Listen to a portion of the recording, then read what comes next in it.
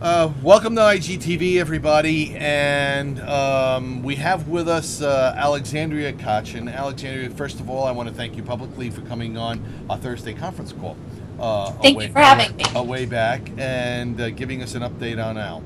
All right, today you're going to be hitting on two very sensitive areas. All right, one is the whole Iranian threat, and then this whole Iranian threat as it purports to be this nuclear threat. All right, very important. I think everybody's going to be almost at their computer monitor, just sucking this in. So go ahead, take it away, and let's hear what you folks have to talk about. Good morning. My name is Alexandra Koch, and I'm an intelligence analyst for MSA Security. Today I'm going to be speaking about the ongoing tension over Iran's nuclear program. The majority of the Western world agrees that a nuclear Iran would upset the balance of power in the Middle East, presenting a serious threat to neighboring countries and U.S. interests in the region. While the United States will not rule out military action, they're hoping that harsh sanctions will disable the Iranian nuclear program without needing to go in. Israel is taking a more aggressive stance and may move toward a preemptive strike in the near future, as we've observed increasingly belligerent rhetoric from Prime Minister Benjamin Netanyahu. Many suspect that Israel is already responsible for a number of covert actions aimed at delaying the Iranian nuclear program, such as the assassination of Iranian nuclear scientists and potentially the Stuxnet virus, which occurred about a year ago. Retaliation from Iran on Western targets abroad and on U.S. soil has become an increasing threat. In the past month, we've seen attacks and attempted attacks against Israeli targets in India, Georgia, and Thailand. In February, 4 people were injured, including the wife of an Israeli diplomat, when a car bomb went off near the Israeli embassy in New Delhi, India. Witnesses report that the explosive device was attached to the car by assailants on a motorcycle while stopped at a red light. The same day, a device similar to the one used in the New Delhi attack was found affixed to the undercarriage of a vehicle by a driver for the Israeli embassy in Tbilisi, Georgia. The explosive was immediately disabled by local authorities, and nobody was injured.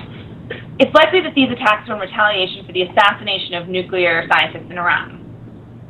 The same modus operandi was used, which is what leads us to believe it was a direct retaliation. The following week, a similar plot was uncovered when a series of unintentional explosions shook a Bangkok, Thailand neighborhood. 3 Iranian nationals were discovered with bomb-building materials, including a radio filled with plastic explosives and ball bearings. There were 6 magnets attached to the device, which led authorities to believe it was fashioned to be stuck to a car. We've also seen an uptick in Iranian surveillance of American targets abroad and on U.S. soil, although we assess that there is a far greater threat of an attack on American interests abroad. That being said, it was believed for many years that an Iranian or Hezbollah-led attack was unlikely within the United States. Upon the discovery, this all changed upon the discovery of a plot to assassinate the Saudi ambassador in Texas last summer. Authorities have become aware.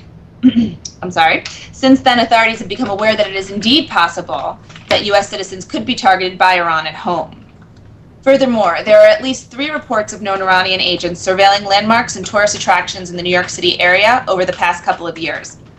One such incident occurred at 1 o'clock in the morning when a suspected Iranian agent was found to be videotaping subway tunnels from the front of a subway car.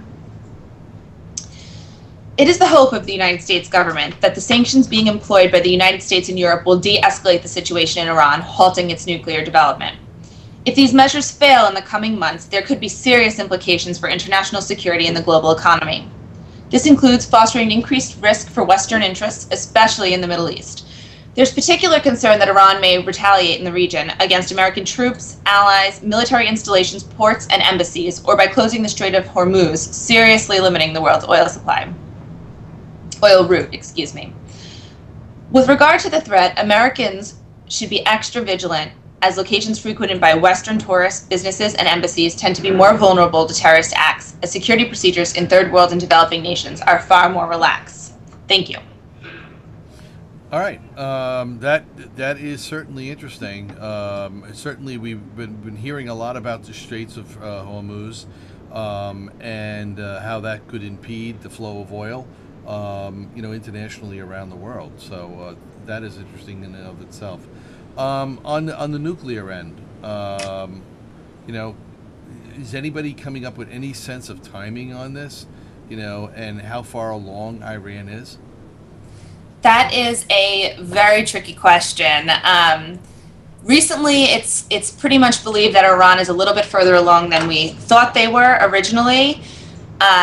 There's a direct quote from Netanyahu saying it's not going to be a matter of days or weeks, but it's also not going to be a matter of years. So if a strike is going to happen, it's probably going to be a matter of months. And personally, I suspect that they're going to wait a little longer to see if the sanctions work. They're supposed to heat up early in the summer. And if there's no improvement on that front, probably May, June, late spring. But again, that's very tricky to assess, and I can't be sure. Yeah. All right. Hey, listen, Alexandria, thank you very much. We certainly appreciate you and MSA coming on the program and giving our members as much of an update as you can. Certainly is appreciated. It's a very, very tricky, very, very sensitive area that you guys have chosen to talk about this week, and we certainly do appreciate it. Thank you very much for having me. You're welcome. Thank you very much. All right. Bye. So, everybody, that is MSA Security, and we get an update from them once a month on the program. And it's kind of keen to see where people are looking for all these different things. And let me just get my video back. All right, there you go.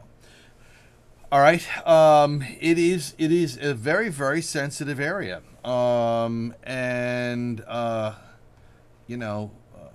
don't know what to say. There's more and more going on in this particular area, and this is a high stakes game of chicken, is the way it seems to appear. And if that's what it is, that is just incredible.